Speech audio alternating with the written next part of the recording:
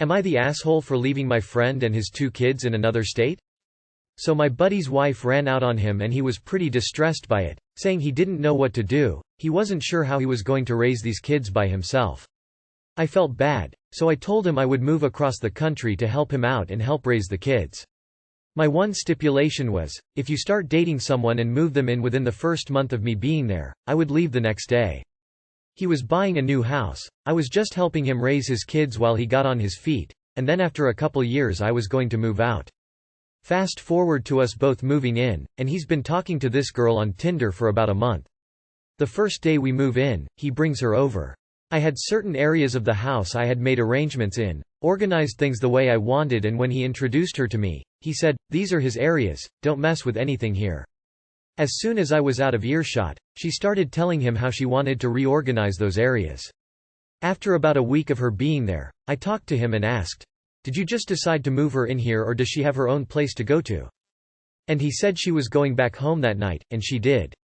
For one night. I was paying about half the costs of the house, but he kept pushing my stuff further and further into my room. Furniture that I had brought, different ornaments, until finally everything I owned was pretty much in this tiny room while his girlfriend brought all of her stuff over. I told him this isn't what I agreed on, and if she was going to be living here all the time I was leaving because I didn't feel like being a part of Full House. He told me I wasn't in a place financially to move out anyways and I should just get with the program. Well, he was partially right. I didn't have the money to leave, but I did have the credit score to get a loan. When he and the girlfriend took the kids one weekend, I rented a U-Haul and moved all my stuff out. By the time he came back, I was gone. He texted me saying how I fucked him and the kids over. How was he supposed to pay for everything without me there? I told him to figure it out with his girlfriend, since she's the one that's helped him so much. The reason I told him if he moved someone in I would leave isn't because I thought he would. It's because my last roommate did the same thing and moved in their partner without telling me. I got a call while they were driving back from picking up the partner's things from a couple states over to ask if they could stay. It was something along the lines of, "Hey, we're on our way back from this state. I told my partner to come move in with us and we grabbed all their things. We're almost back. It's okay if they move in, right?" And for those worried about the kids, I made sure there were plenty of people around who would check up on them and keep them happy and healthy when I left. 2. It was a couple months after his wife left him that he started talking to this girl. There was a situation where he was already leaving the job he was at. There was no reversing the situation, and he was moving back to his hometown to be closer to his parents. His wife was supposed to go with the kids first, but that wasn't happening obviously, so the kids stayed with his parents while he tied up loose ends. 3. I told him I was leaving and he needed to get his shit together, about a month before I actually left. I was going to tell him beforehand, but there were still a lot of things I had paid for that I wanted to take with me, and I knew they were things he and his girlfriend liked having around. I didn't want to deal with them ganging up on me and getting the police involved. From my last experience, when the police are involved, if the person who is staying in the residence after you leave say that you're trying to steal something, it doesn't matter if your name is on the lease. It's now their home and everything in it is theirs unless you can prove in court that it's not. I had already lost out on a couple tens of thousands of dollars. I wasn't willing to lose the last little bit of what I had. 4. Me and friend served in the military together. If you know the bond, you know. He told me I wasn't in a place financially to move out anyways and I should just get with the program. Not the asshole for so many reasons, but this part just really seals the deal on him being a gaping awe. You moved states at great financial risk to help him, and he turned around and tried to financially abuse you for it. Not the asshole. I swear, this sounds like Buddy's wife left him 'cause he was straying. Mighty big coincidence that he moved, found some random gal, got her all moved in before you could blink, and she took over the house. Good for you for moving out. Not the asshole. He wanted to have his cake and eat it. If you start dating someone and move them in within the first month of me being there, I would leave the next day. He moved girlfriend in, you moved out. Sounds like the deal you made was crystal clear. Not the asshole. No wonder his wife left him. Not the asshole, but I wonder what made you make that rule. Move a girlfriend in the first month and you're gone, in the first place? Just because it wouldn't be the first thing on my mind if a friend was distressed about being left and having to raise his kids. Feels like you kinda knew it wasn't a good idea to move in with this guy. Still not the asshole, the story just raises some questions. Not the asshole. You warned him. And he did it anyway. I believe this falls under, FK around and find out. You moved there and became an equal member of the house. That means equality in him having to run new guests by you. You're an equal owner to that house if he can't afford it without you. Therefore he broke the contingency on you being there. You didn't fuck him over, he fucked himself with his shiny new Barbie. A month of talking to a damn stranger on Tinder, they shouldn't already be exposed to his children, moving in and everything else. That's a train wreck of disaster, and not to mention mental stability. What the hell is this guy thinking? I really hope the birth mother is in good shape and takes them away from this cuckoo bananas of a man. Not the asshole. Not the asshole you went above and beyond for him with one stipulation and he broke it immediately. Am I the asshole for telling my daughter she is allowed to exclude other kids at recess? This is not as serious as some other posts on here, but I just feel like the whole thing got blown way out of proportion. I, 34F, have a daughter, 8F, who is in 2nd grade. By the way, her school closes on 2 weeks from Wednesday. So one day last week it was raining, so my daughter's school had indoor recess, which is basically when the teachers bring a bunch of toys and board games into the classroom during recess. There is another boy in her class, I'll call him Isaac, who my daughter complains about a lot. He has made fun of her disabilities, achondroplasia, and other things, but it seems like he's kinda like that to everyone, and I thought the teachers had it under control. Well, I guess last time they had recess indoors he took the whole bin of Legos and wouldn't let any other kids use them. But that day he had again taken the whole bin of Legos, but my daughter went over and asked if she could use some and he let her. The teacher noticed and praised him for sharing. Then the next day they had recess outside again, but this time it was special, I guess, because the 3rd grade and the 2nd grade were having recess together, which my daughter says barely ever happens. My daughter was very excited because her cousin is in 3rd grade and so she only wanted to play with her. They were playing hide and seek by themselves when Isaac came over and asked if he could play too. My daughter said she just wanted to play with her cousin right now, but maybe another time. He got very upset and started hitting and pulling my daughter's hair. The teacher came over and asked what happened and they explained.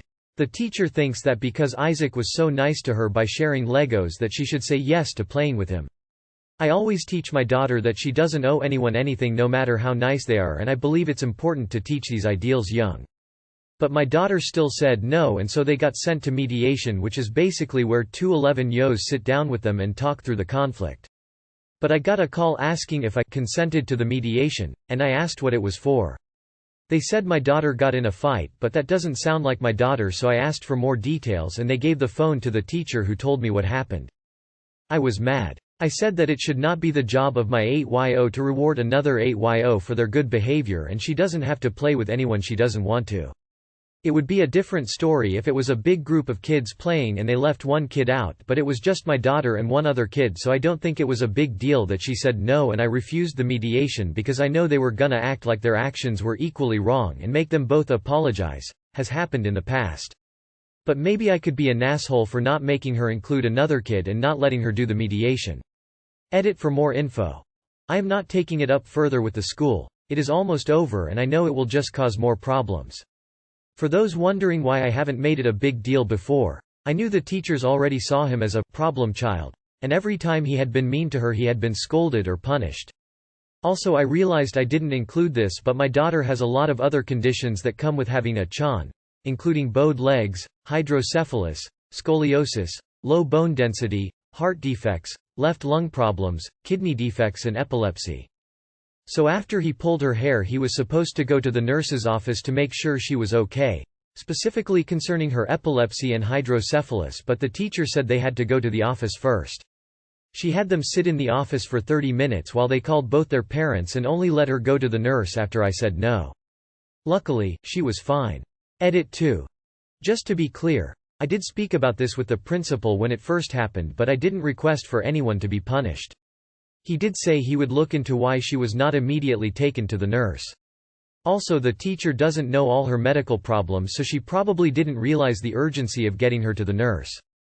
Hang on, so your 8-year-old, by the teacher's logic, supposed to let a boy who was hitting her and pulling her hair play with her because he was nice yesterday? She has a history of him not being nice to her, but she is supposed to forget it.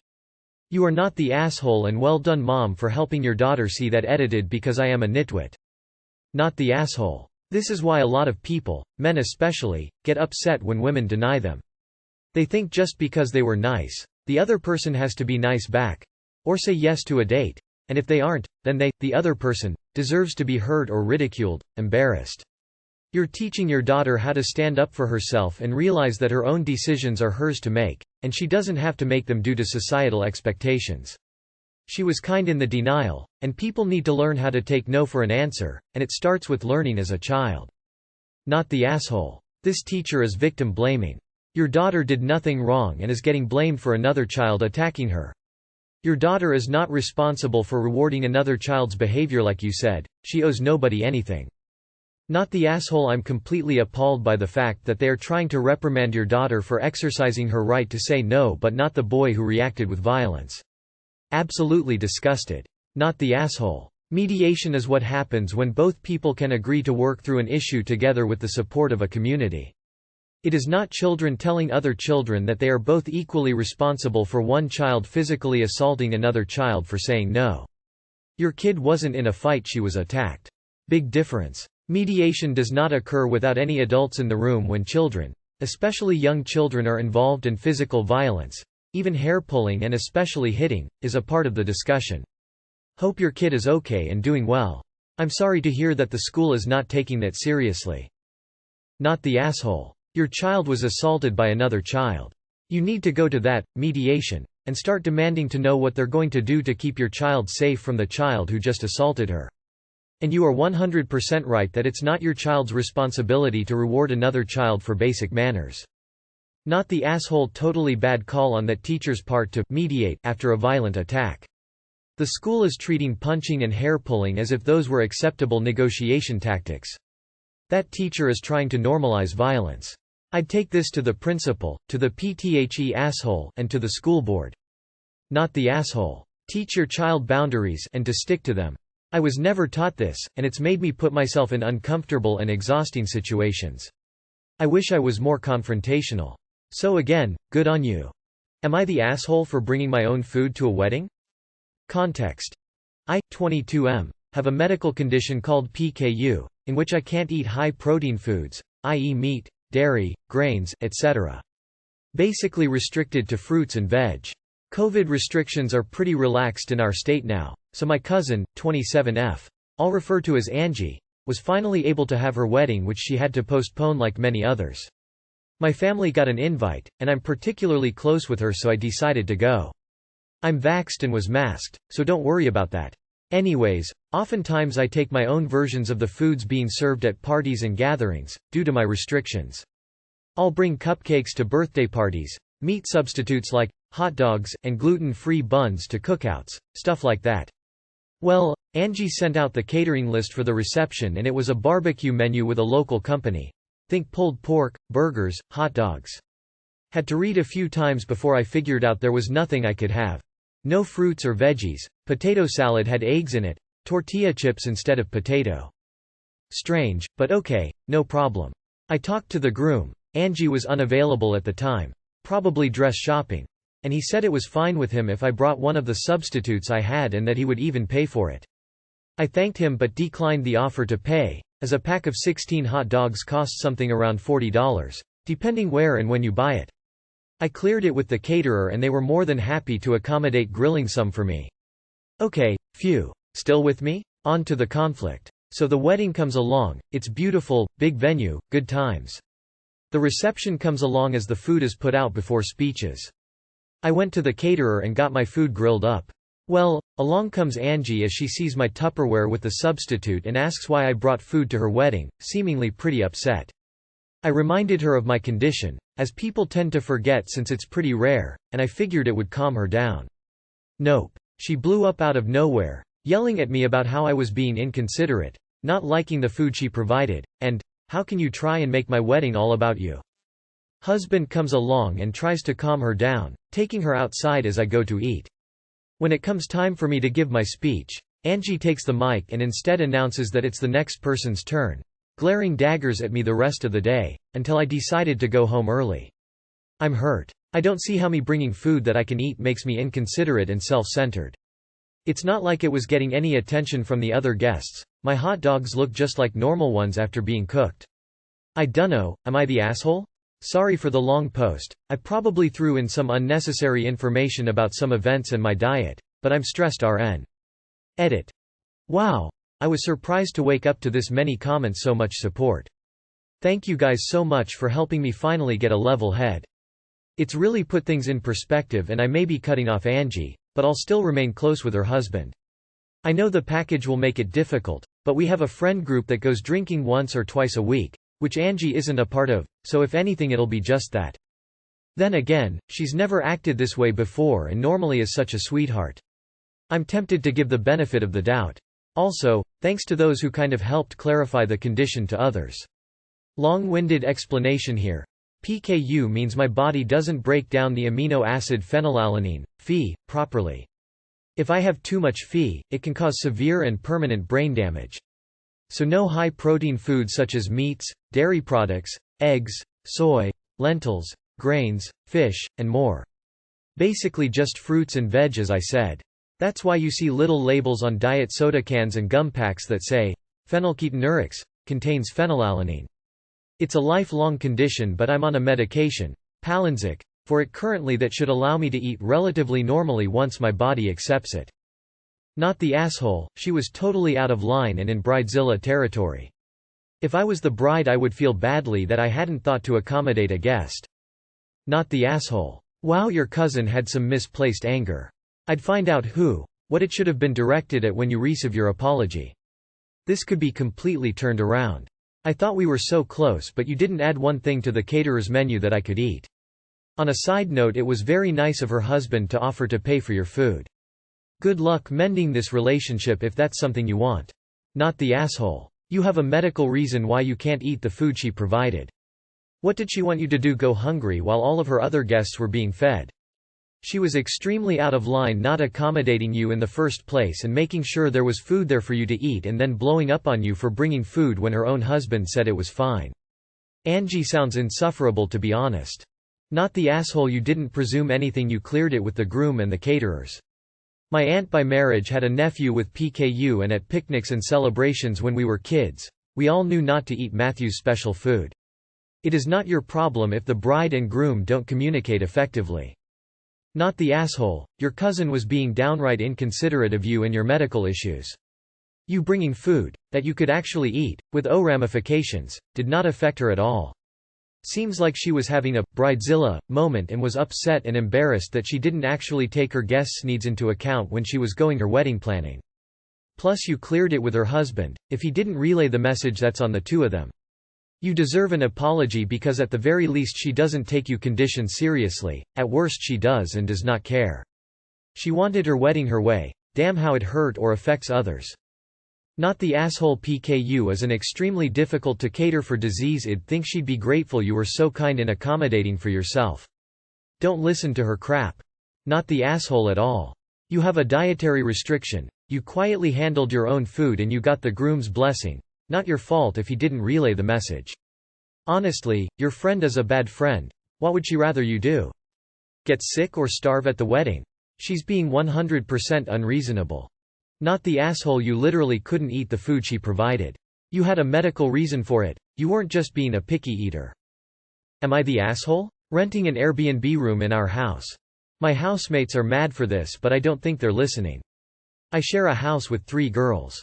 I've always hosted couchsurfers because I like to meet people from other countries.